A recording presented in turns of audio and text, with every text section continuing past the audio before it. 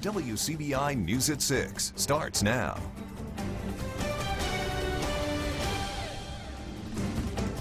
Good evening, everyone. A break in a nearly 8-year-old cold case in Monroe County leads to an arrest and an indictment. William E. Pops Phillips went missing over 7 years ago. Now Jeffrey Dwayne Kennedy is charged with his murder. Our Jory Talley joins us in the studio with more. Jory. Last month, the Monroe County grand jury indicted Kennedy on a first-degree murder charge in the cold case. Investigators are releasing very little information about the investigation because it's going to trial. One thing we do know is that it's taken years of police work to get to this day. William E. Pops Phillips was 52 when he vanished in June of 2011. He was reported missing 6 months before Sheriff Cecil Cantrell took office in 2012. We inherited that case. We met with the Phillips family and assured them that we would work as hard as we could to find out what happened to William E. Pops Phillips. And we did. And we worked diligently to do that. That work paid off, leading to a murder charge against 54-year-old Jeffrey Dwayne Kennedy. All I can tell you is, without getting into my evidence that we do have against him, that we presented our evidence to the Monroe County grand jury in March, and they came down with a true bill where he has been indicted for first-degree murder. Kennedy is currently serving a 10-year sentence in Rankin County for a drug conviction out of Monroe County. He's been in custody since November. This June will be 8 years that we've been working on this case, and we worked on it hard. This case has been worked on very, very hard. A lot of man hours, a lot of agencies have been involved. MBI has been involved, the Amory Police Department, Chief Ronnie Bowen's people, our investigators. One of those investigators is Rodney Starling. He started working with the Monroe County Sheriff's Department as a criminal investigator and narcotics agent a year after Phillips was reported missing. That's when he took it upon himself to get involved as a lead investigator in the case. It's now the first cold case he's helped solve. It's just one step closer to giving closure to the family.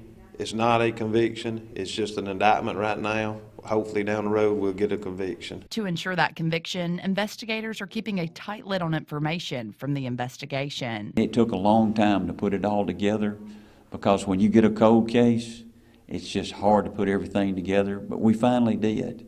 And we gathered a lot of evidence and that will be presented in court when we have this trial.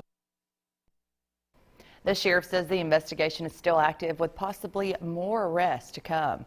He also says Kennedy will be brought back to Monroe County to be arraigned for first-degree murder. A Lowndes County man is accused of sending threatening text messages. 43-year-old Larry McCorkle is charged with cyber stalking. Lowndes County deputies say he sent threatening text messages to an ex-girlfriend. In those texts, investigators say McCorkle threatened to hurt the woman. His bond was set at $5,000 and he remains in jail.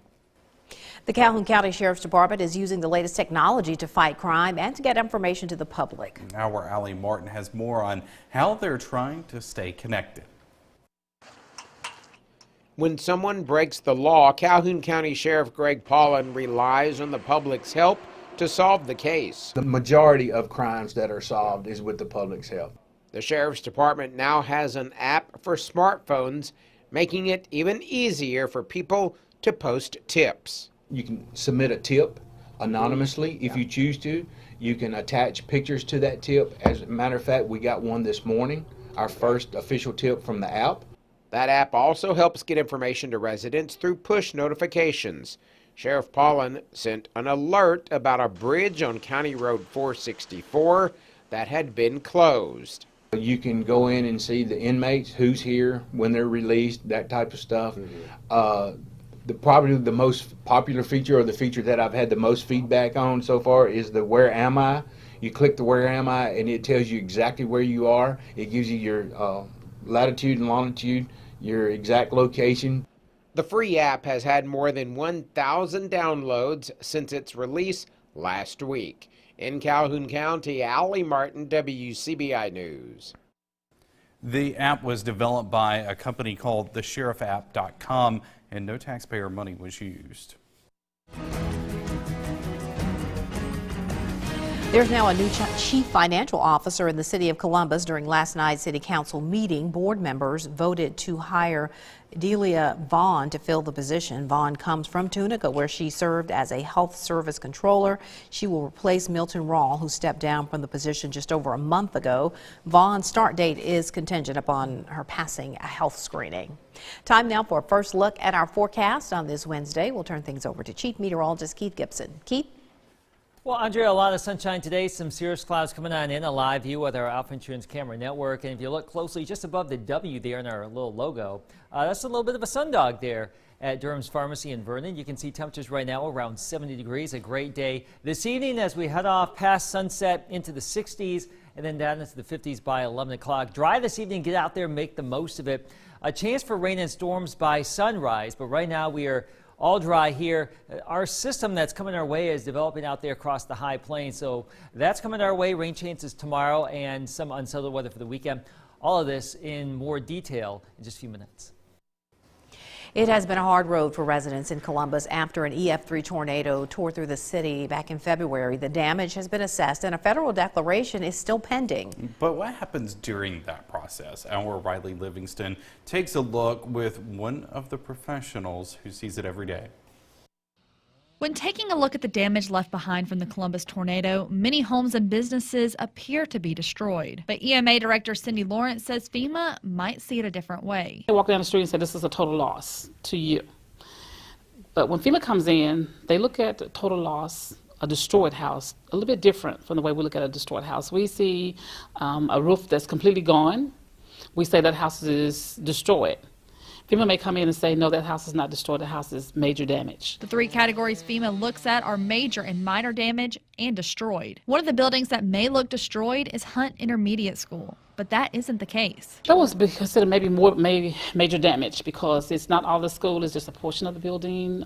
It's basically where they were housing the students that were attending there now. So that's more like a major damage is done to that school. And those categories play a role outside of FEMA. Insurance companies also take a look. Your insurance representative usually come out and they will determine if it's major, minor, or destroyed. There have been some houses, I've talked to some homeowners, the homes have been declared a total loss. Therefore, you have to come in and do a demolition of the property. I have gone around, I have seen where some houses have been demoed. While residents may feel like they're playing the waiting game, Lawrence wants them to know that there's still someone looking out for them. Please, I know it's been like a long time. This is going to our 6th week, and I'm still saying that we're here. You know, we're not gone. We haven't forgotten you. We know that, you know, the condition of the city and the county, and we're here, we're working. We may even not see me out in the street every day, but I promise you, I am working feverishly to get that declaration here in Lowndes County. Lawrence tells us the next step is finding out what people still need. She tells us the needs have shifted from food and water to furniture and appliances.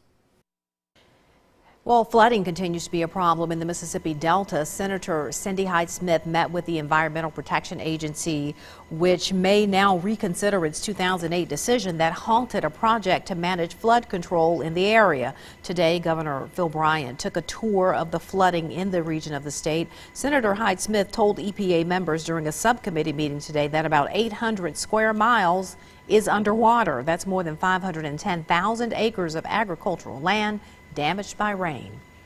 Flying over, we saw all the wildlife on the levee because that was the only dry land that they could get to, and their habitat lost to contaminated floodwaters.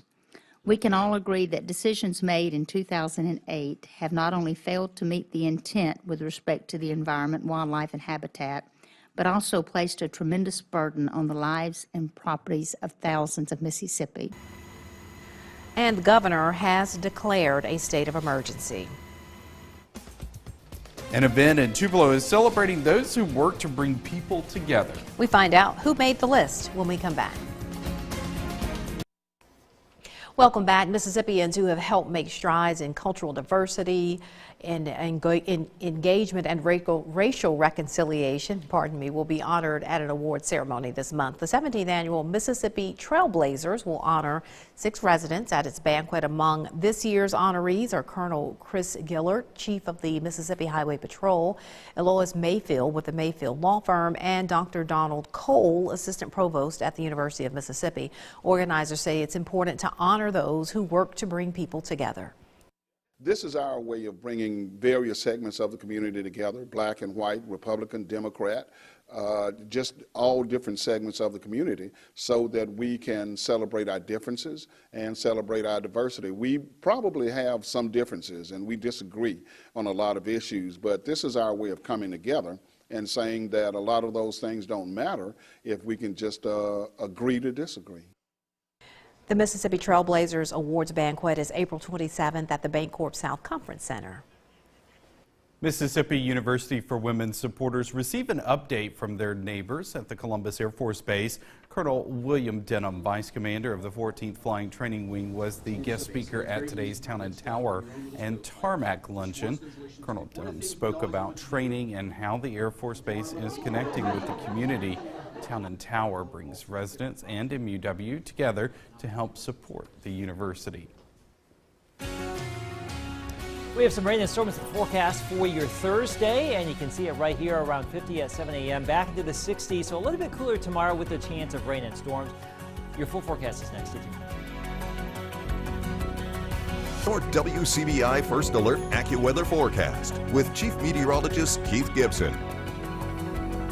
High clouds across our region today, this afternoon in downtown Louisville, Mississippi. You can see those streaming on in from the west and southwest. All quiet, no rain out there. That will be changing, so you need your umbrella on standby as we get ready for our Thursday. So as you venture on out to work in the school tomorrow, you'll probably need that just to be on the safe side. Temperatures right now in the 70s across Mississippi and Alabama. A gorgeous day for us. Just some of those cirrus clouds streaming on in.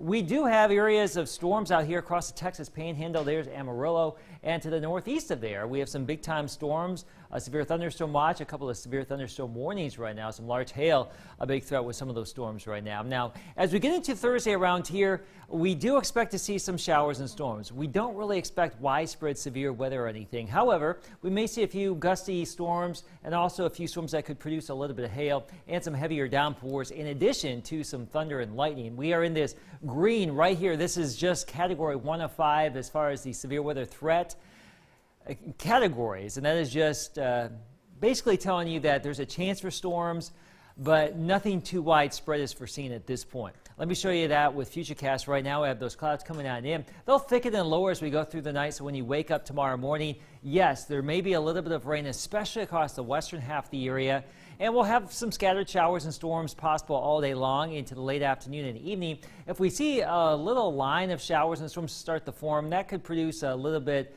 of more in the way of gusty wind. We'll see though. And then that system gets out of here as we will hope to clear things out cloud-wise as we get into our Friday. So yes, there could be a few stronger storms in the region tomorrow, not the end of days, and that's certainly good news for us. But we may see rainfall totals anywhere from about 1/4 of an inch to maybe as much as 1.5 to 2 inches of rain on our Thursday. Temperatures will likely be cooler. We are advertising 60s here, upper 60s, but some of you could actually be a little bit cooler than that if the clouds come in a little bit sooner and the rain starts to fall. Winds from the southeast about 10 to 20. So a cooler day for us. Now it's going to be a little bit warmer, more unstable to our southwest. So some bigger storms could actually erupt across southwestern Mississippi tomorrow. But around here, it doesn't look to be terribly unstable, although we can't rule out a strong storm or two. 77 on Friday, low 80s for the weekend. A few more stronger storms possible here as we warm on up. A few more storms may linger in the Monday as well. The season may be over, but Tiara McCowan continues to rank in honors and accolades. More on the All-American next in sports. PI Sports with Courtney Robb is brought to you by your local Ford dealers. Go further. Well, Tiara McCowan may have played her last game for the Maroon and White, But that doesn't mean she is done earning accolades. Now, 2 days ago, she earned AP First Team All-American honors.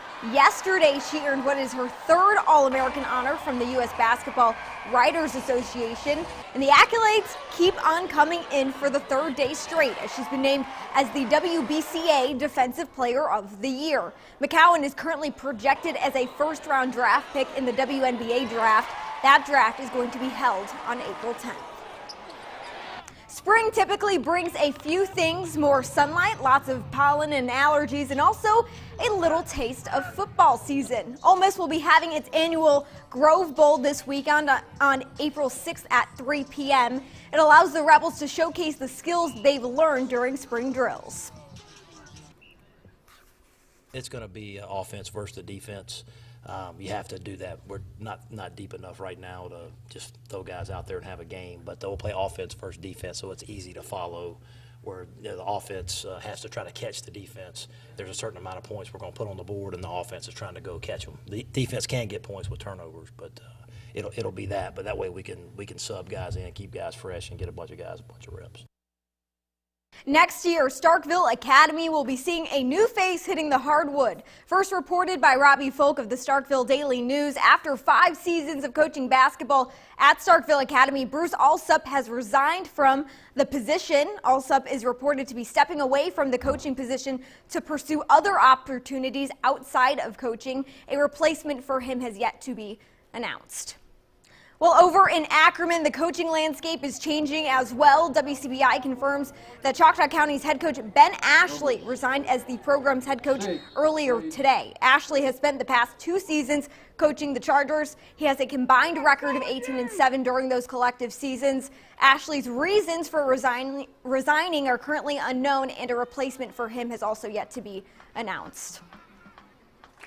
Well, while some schools have coaches resigning, other schools are doing some hiring. Oak Hill introducing the school's newest head coaching addition to their coaching positions. Andrew Howell introduced today as the Raiders boys basketball head coach. Howell spent the past 3 years at Presbyterian Christian School as an associate head coach and is excited to get to work with the Raiders.